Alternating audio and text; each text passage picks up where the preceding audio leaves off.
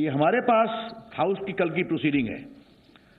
13 बार उपसभापति माननीय हरिवंश जी ने आग्रह किया आप अपनी सीट पर जाएं। I want to repeat 13 times, it's a matter of record, 13 times the honorable deputy chairperson requested you please go back on your seat. वो नहीं गए। तो आप अपनी सीट पर जाएंगे नहीं तो वोटिंग कहां से होगा जो कह रहे हैं। और उसके बाद क्या किया इन्होंने कि जब उन्होंने कॉल किया अपनी सीट पर जाइए तो वो आगे की कार्रवाई के लिए आगे बढ़े। तो आपने देखा होगा संसद के इतिहास में कल का दिन सबसे शर्मनाक दिन था।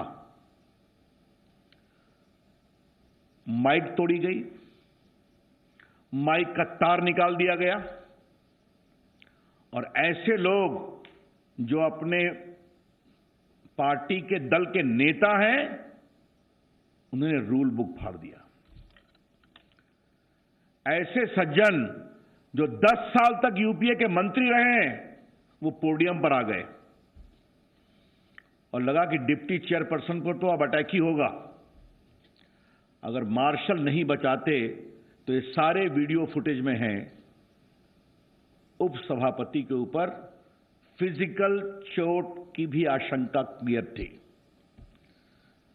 There is enough visual evidence available that if the marshals would not have protected the vice chairperson, deputy chairperson, Shri Harivansh ji, he would have been nearly physically assaulted at what was happening just by his side on the podium. और कई तो MPs ने जो उनका कागज होता है जो वो कॉल करते हैं कैसे कैसे वोटिंग उसको उठा के फाड़ दिया। कुछ लोग टेबल पर चढ़ गए, आपने देखा है, मैं किसी का नाम नहीं लूंगा, ये सब आपके सामने है। Now it is 21st year that I am member of parliament. I have also spent close to 19 years in the Rajya Sabha. So is Piyush ji in his second or third term, Piyush ji? Second term. Joshi ji to 5th term? 4th term. None of us have witnessed the shameful conduct of supposedly responsible members who have been ministers and who are leaders of their parties in the house. They know the rules, they know the procedure, they know the propriety, yet they behave like this. ऐसे लोग जो अपनी पार्टियों के सदन में नेता हैं, जो मंत्री रहे हैं, लंबा अनुभव है हाउस का, नियम कानून और मर्यादा तीनों जानते हैं, उन्होंने जो कल जो आचरण किया देश ने देखा है, यह शर्मनाक, गैर जिम्मेदारना है और जितनी भर्त्सना की जाए उतना कम है। The conduct of the leaders yesterday is shameful, is irresponsible and utter disregard of all the norms of probity and propriety of the parliamentary conduct. और फिर मैं कहूंगा हरिवंश जी वोटिंग के लिए तैयार थे, 13 बार अपील किया, कहा अपनी सीट पे जाइए, नहीं गए। आज का दिन आपने देखा होगा हाउस की ओर से, सरकार की ओर से एक प्रस्ताव रखा गया। अब मैं आपके सामने रूल 256 पढ़ना चाहता हूं।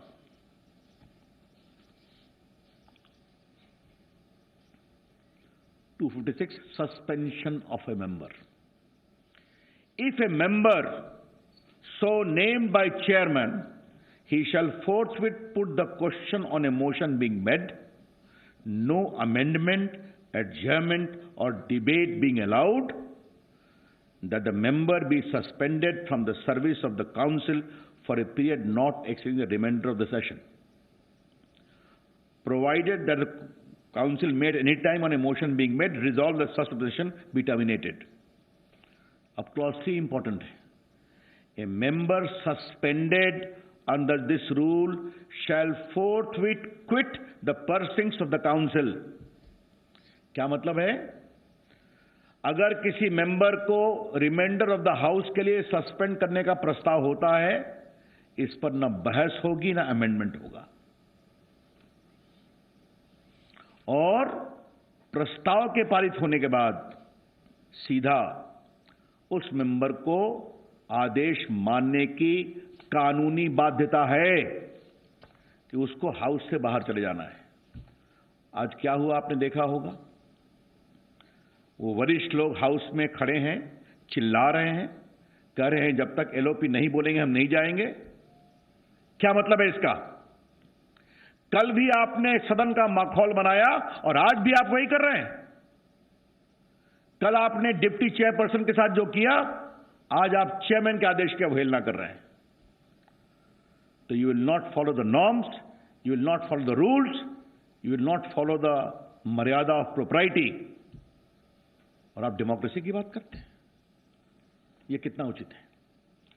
मैं बिल पर बाद में आऊंगा, मैं उनके कंडक्ट की खाली बात कर रहा हूं। इसलिए उनका जो आज का कंडक्ट उन्हें हाउस नहीं चलने दिया, वो और भी गलत है। हमारे पास दर्जनों उदाहरण हैं चेयरपर्सन के निर्णय के संसदीय जीवन में, राज्यसभा में, लोकसभा में। स्वयं 16 में कितने मेंबर्स को सस्पेंड किया गया, हाउस के बाहर किया गया। काफी लोग, आप लोग वरिष्ठ पत्रकार बैठे हैं, आप सभी जानते हैं।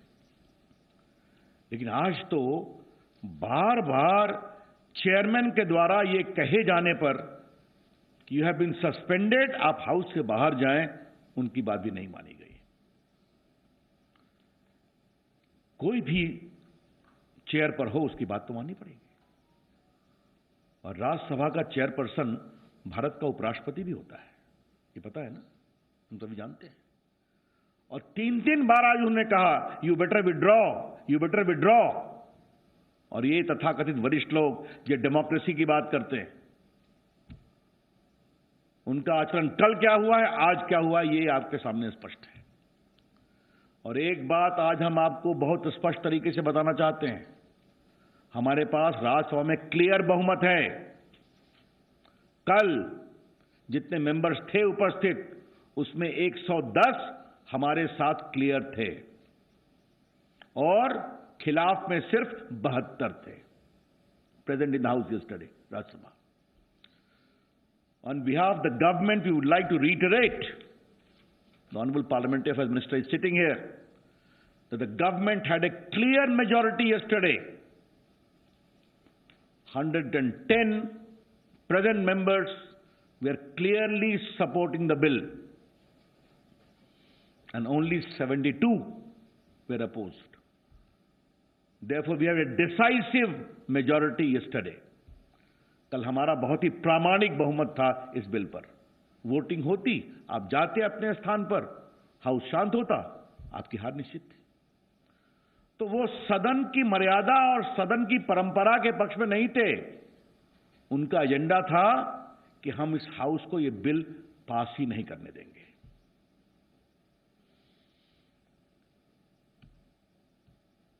स्वर्गीय अरुण जेटली जी ने एक बार राज्यसभा में बात कही थी,